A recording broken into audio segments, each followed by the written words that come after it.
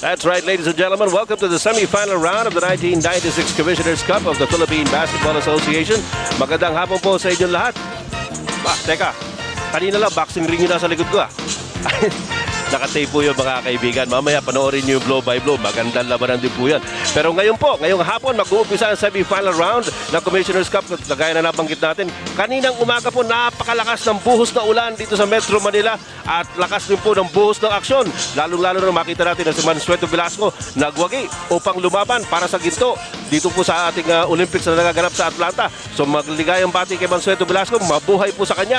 Mabuhay din po sa inyo na sumusuporta sa lahat ng ating mga atleta at sa lahat ng mga sports events na nangyayari dito sa Pilipinas, lalong-lalo na itong PBA. Bagamat tumigil na po ang ulan, bubuhos pa rin po ang aksyon. Ngayong araw na ito, mula po naman dito sa Araneta Coliseum sa Cubao, Quezon City, ihahandog po namin sa inyo ang unang mga sagupaan dito sa semi-final round. Kanina nakita po ninyo, Laki versus Lakas. Yan po, Ginebra San Miguel versus Santa Lucia. Yan po ang ating unang handog. At maya-maya po naman sa ating second game, ang magtutunggali naman ang Alaska Milk at ang Shell o Formula Shell Super Unleaded.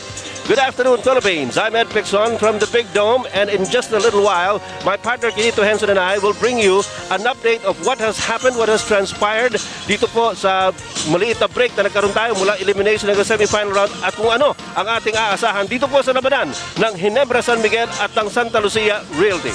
Ngunit sa pansamantaling ito, mga kaibigan, babalik muna tayo sa home studio. Magpapahinga ako ng sandali. Tatawagin ko si Kinito.